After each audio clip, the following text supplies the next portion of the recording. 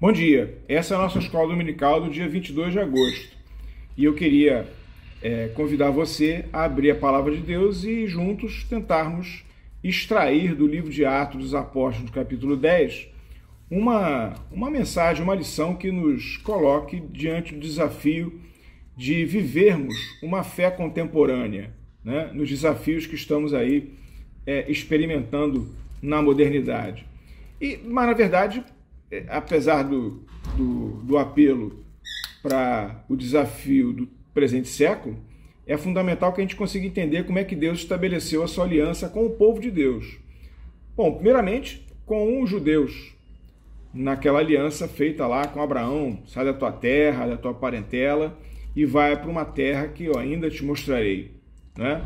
De ti farei uma grande nação, se tu uma bênção. E agora, com a realidade do Pentecostes e com a descida do Espírito Santo, o selo identificador de uma nova comunidade chamada Igreja, não é? E aí a pergunta que não quer calar e que nós vamos tentar, nesse primeiro momento, decodificar o seu real alcance. Afinal de contas, Deus agora tem duas alianças, uma com o povo de Israel e uma outra aliança com a Igreja, esse novo Israel de Deus, uma aliança feita pelo sangue, pela eleição que Deus fez de um povo, e uma aliança feita pelo sangue de Jesus, que se estabelece através da aceitação da morte e ressurreição do Cristo, e o estabelecimento de uma comunidade de fé.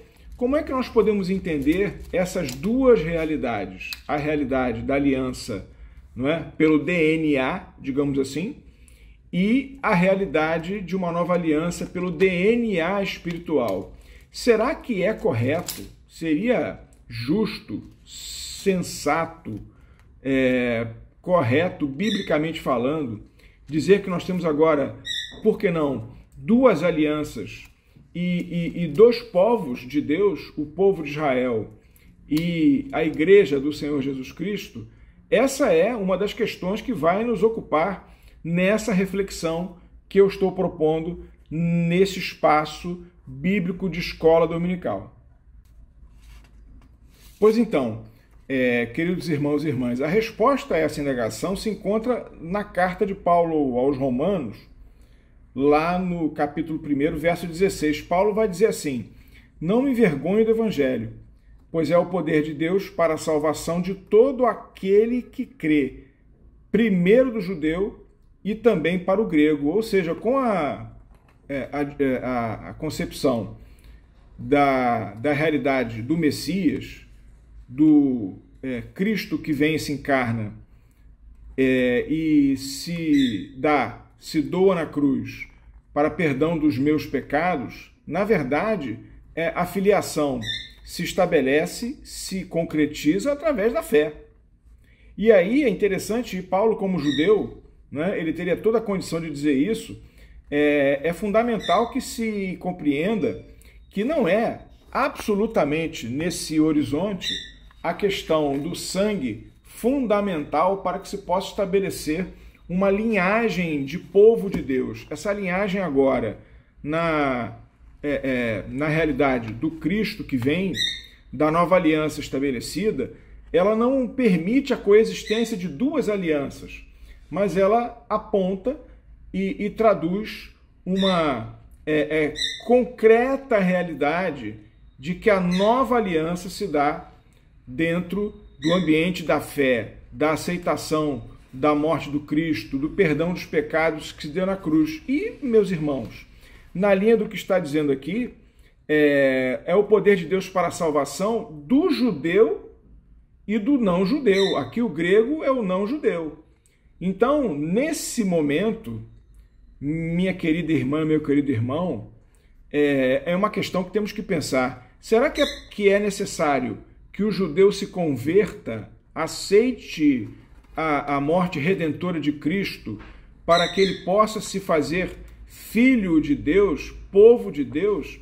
Essa é a concepção que temos. Uma única aliança estabelecida pela fé, na fé redentora e salvadora do nosso Senhor e Salvador Jesus Cristo. Portanto, um povo de Deus, aquele que se liga pela fé com o Senhor Jesus. Bom, feitas essas observações, o que nos interessa lá no livro de Atos dos Apóstolos é o capítulo 10, que vai narrar um encontro muito interessante, revelador não só para os personagens que iremos examinar, como também significativo para a dinâmica da fé da igreja que estava começando a ser constituída naquele contexto. Eu estou falando do encontro do centurião Cornélio com o apóstolo Pedro. É interessante que a narrativa do texto ela parte de Cornélio e depois ela trata de Pedro e depois nos apresenta um encontro de ambos. Segundo Atos 10, eu peço que você acompanhe aí o evoluir, né, da narrativa do texto. Lá em Atos 10, a gente recebe a informação de que Cornélio era um centurião de uma corte chamada italiana, que, segundo os estudiosos, né, essa corte ficava em Cesareia, né, que era uma cidade importante, até porque levava o nome de César, né, Cesareia, e uma corte italiana, o que indica que esse regimento de soldados romanos era um regimento importante, porque havia um modus operandi que se estabeleceu primeiro com Alexandre o Grande e depois na dinâmica das guerras daquela época. Quando você derrotava o exército que era seu oponente, você não matava a liderança, nem... Ele dizia, olha, você foi derrotado, você quer se unir ao meu exército, né? E se transformar aqui no nosso contexto, naquilo que estamos examinando, num exército romano, né? Esse a sua ideia? Se não for assim, a gente vai resolver de outra maneira. Todos serão mortos. E diante de uma oferta dessa natureza, ou morre, ou ingressa, digamos assim, nas fileiras do exército romano, o exército romano acabou aumentando muito com pessoas que não eram romanas. Por isso essa referência do texto, de que Cornélio ele era centurião de uma corte chamada italiana e que ficava na cidade de Cesareia. Isso quer dizer que ele era um alto funcionário que estava ligado a essa concepção. Ele não era alguém que se tornou romano por conveniência, ele era romano de estirpe.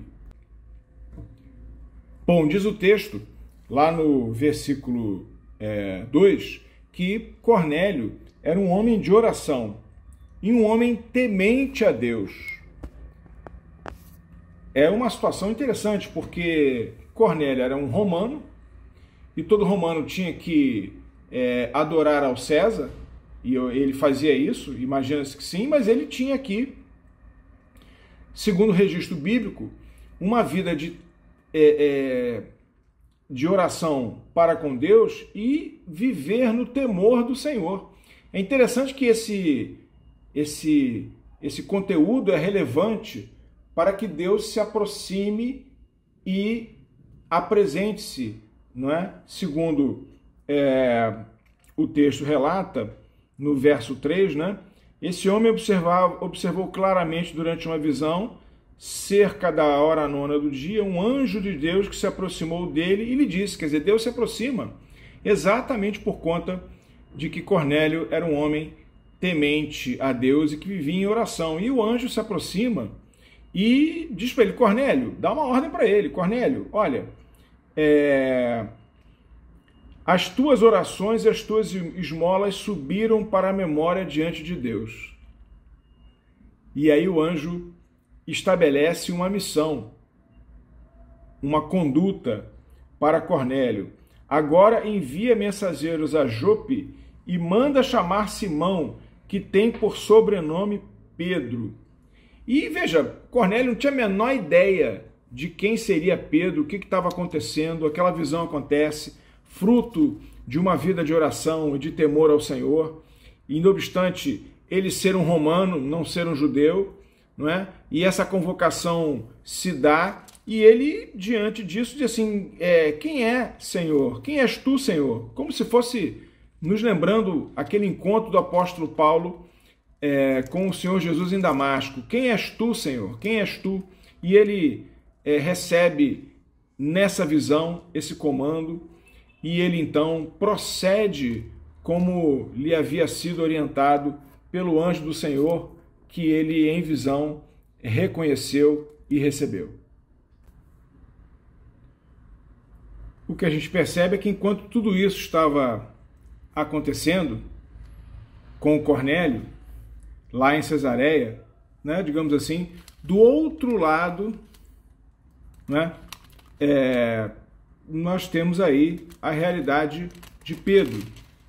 Segundo o verso 9, Pedro, enquanto tudo isso acontecia, Pedro estava indo pelo caminho, já perto da cidade de Cesareia, e ele subiu ao eirado, que é como se fosse um terraço, né? Nós não podemos esquecer que naquela região chove muito pouco, é uma região onde a água é preciosa, então as casas não têm um telhado com essa concepção, mas o telhado é como se fosse uma laje, digamos assim, como se fosse um terraço, exatamente para quando a água caísse e ela ficasse ali represada. Então Pedro, por volta da hora sexta, ele sobe nesse lugar, que era um lugar mais separado, para fazer as suas orações, e eis que, nesse momento de oração, que se dá enquanto ele está com fome, é interessante que o texto diz isso, né? Esperando aí a preparação da comida, ele recebeu e teve um êxtase. O que é isso? Ele teve uma visão. E a visão era de um lençol que era baixado do céu para a terra, e esse lençol esticado, né? Conforme mesmo o verso 11 diz, pelas 4 pontas, ele esticado, ele tem toda a sorte de animais, né? Como diz o verso 12, contendo toda a sorte de quadrúpedes, répteis da terra e aves do céu. E diante daquela visão um tanto quanto esquisita, ele sozinho, não é? No eirado, perto da hora do almoço, com fome, e aquilo tudo acontece, e ele um tanto quanto assustado, por que não, do que aquilo poderia significar, qual o significado daquela realidade. Bom, e aí Pedro escuta uma voz, que não se identifica como sendo a voz do Senhor, mas que Pedro referencia como se fosse, né? Lá no verso 13, ouviu-se uma voz que se dirigia a ele, dizendo, levanta-te, Pedro, mata e come. No meio daquela visão, daquele êxtase, essa voz aparece convidando a ele comer comida proibida para judeu. E aí se deu um diálogo muito interessante, porque Pedro, ele diz assim, Pedro replicou, de modo nenhum, Senhor, lá no verso 14. Olha que interessante. Pedro mais espiritual do que Deus, muito interessante. De modo nenhum, Senhor, porque jamais comi coisa alguma imunda ou comum. Aliás, essa é uma pegada fundamentalista. Eu não estou acusando, nem colocando aí um selo de fundamentalista ao nosso querido apóstolo Pedro, mas é muito comum essa visão fundamentalista, pessoas que querem ser mais espirituais do que o próprio Deus, como se a espiritualidade humana pudesse aprisionar o fenômeno do Deus que nos surpreende a cada lance da vida. Enfim, Pedro falou o seguinte, aliás, talvez você, nós fizéssemos a mesma coisa. Pedro repetiu aquilo que ele aprendeu, não é? Durante a sua vida no ambiente do judaísmo. Ele falou assim, não vou fazer isso não. Comer coisas comuns e imundas, não posso fazer isso. E aí, a voz por segunda vez disse a expressão, proferiu a expressão que é libertadora para esse tipo de pensamento. É o verso 15. Ao que Deus purificou, não consideres comum. Ao que Deus purificou, não consideres comum. E aí é aquele choque, aquela tensão entre o que é que a religião estabelece e o que é que a palavra de Deus nos orienta. Bom, para aqueles que curtem coincidências, digamos assim, ou aqueles que acham que não existem coincidências, aqui tem um detalhe muito interessante. O verso 16 diz assim, que essa conversa, come, não vou comer porque é comum, porque é proibido, come, o que Deus purificou não tem problema nenhum. Quer dizer, essa conversa, essa interlocução, segundo o verso 16, aconteceu 3 vezes, diz o verso 16. Sucedeu isto por 3 vezes, e logo aquele objeto foi recolhido ao céu. Não é? Então, para quem curte essas coincidências ou essa, sei lá, numerologia, né? Existe até a Cabala, isso lá no judaísmo, né? Que estuda a conjuminação, a reunião de números para extrair significados. É interessante esse detalhe, né? Porque, você veja, Pedro, ele negou Jesus 3 vezes. Jesus perguntou, Pedro, tu me amas? 3 vezes. E aqui o mestre, ele diz assim, Pedro, pode comer, porque não consideres comum aquilo que Deus purificou. Então, a gente pode dizer que o número 3 é uma presença nesses embates, digamos assim, ou nessas circunstâncias do relacionamento de Deus na pessoa do seu Filho Jesus Cristo com Pedro. E aí, esse momento de êxtase, né, diante dessa circunstância lá no eirado, não é? Sol na cabeça, na verdade, fome, não é? O que aconteceu exatamente? Qual foi o delírio, né? Foi um sonho? Foi um êxtase? O texto não esclarece. O fato é que quando isso tudo termina, os emissários que foram mandados por Cornélio chegam à casa onde Pedro estava. E aí começa a terceira fase desse enredo. Bom, o texto diz que enquanto Pedro, verso 17, ainda estava perplexo sobre qual seria o significado daquela visão, do que tinha acontecido com ele, eis que homens enviados da parte de Cornélio, lembra? O início do texto começou assim, Cornélio, enfim, recebendo lá, enfim, aquela aparição do anjo e enviando emissários. É interessante como é que esses emissários descobriram que Pedro estava nessa casa, mas, enfim, vamos tocar o barco para frente, né? Enquanto Pedro estava perplexo sobre qual seria o significado da visão, eis que os homens enviados da parte de Cornélio, tendo perguntado pela casa de Simão, pararam junto à porta. Foram perguntando, alguém foram informando, mas como é que Pedro estava lá? Né?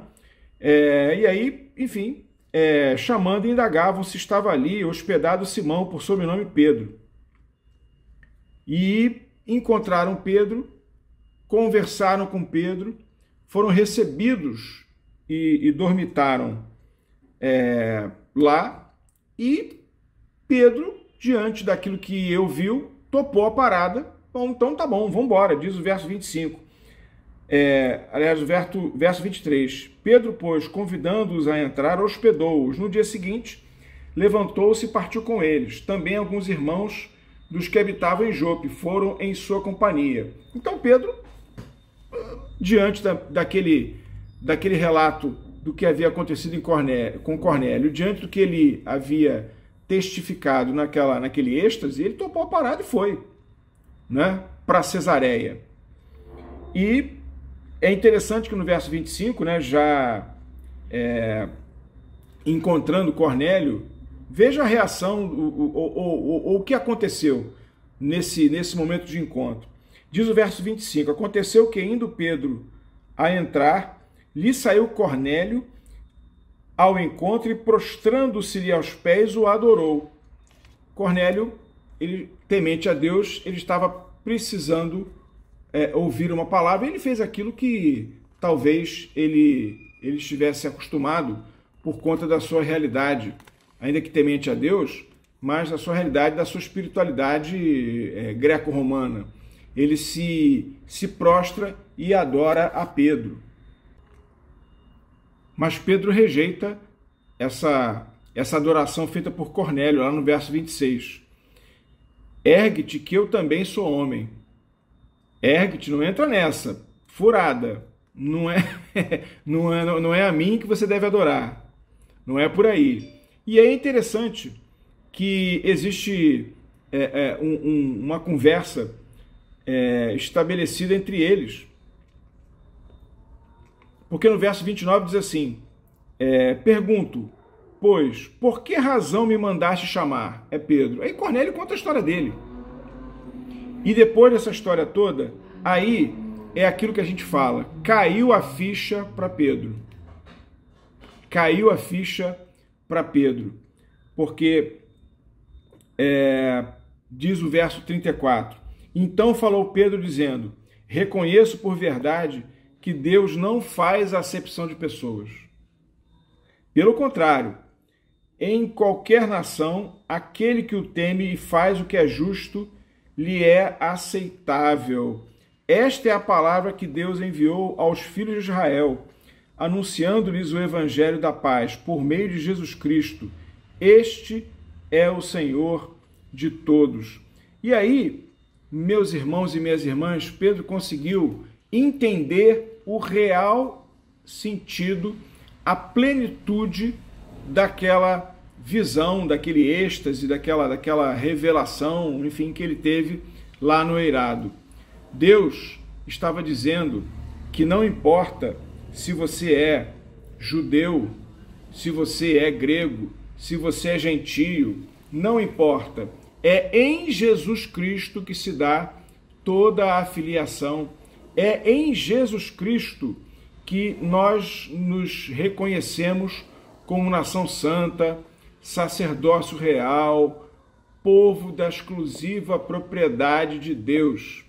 É nessa percepção que agora Pedro compreende que não há acepção de pessoas. Todos podem vir ao trono de graça e de glória do Senhor Jesus. Não importa o sangue, o que importa é que você se curve e aceite o sangue vertido na cruz do Calvário em perdão dos seus pecados. E por fim, como nós encontramos o relato dos versos de 44 a 48, depois dessa palavra de Pedro, fazendo um arrazoado bíblico amplo desde o Antigo Testamento até a realidade neotestamentária com o advento do Cristo, a respeito de que de fato não existe acepção de pessoas entre judeus e gentios, em Cristo somos todos um, se deu o que nós chamamos teologicamente, né? O que se chama teologicamente do Pentecoste gentílico. Porque diz aí dos versos 44, né, e diante, ainda Pedro falava essas coisas quando caiu o Espírito Santo sobre ele, sobre todos os que ouviam a palavra. E os fiéis que eram da circuncisão, que vieram com Pedro, admiraram-se, porque também sobre os gentios foi derramado o dom do Espírito Santo. Pois o ouviam falando em línguas e engrandecendo a Deus, enquanto perguntou a Pedro: porventura, pode alguém recusar a água para que não sejam batizados, estes que, assim como nós, receberam o Espírito Santo? E ordenou que fossem batizados em nome de Jesus Cristo. Então, meus irmãos e minhas irmãs, o selo do Espírito Santo, com essa experiência de Cornélio e com o protagonismo do Espírito Santo na instrumentalidade do apóstolo Pedro, ficou evidenciado a dinâmica da nova aliança que se estabelece, não mais com o sangue do judaísmo, mas com o sangue do Cristo, que perdoa todos os nossos pecados. E, meus irmãos e minhas irmãs, a aliança, a estirpe, a linhagem se dá pela fé. Porque, como diz o apóstolo Paulo, na boa e sempre oportuna lição para ser lembrada, sem fé, não é? O justo viverá por fé.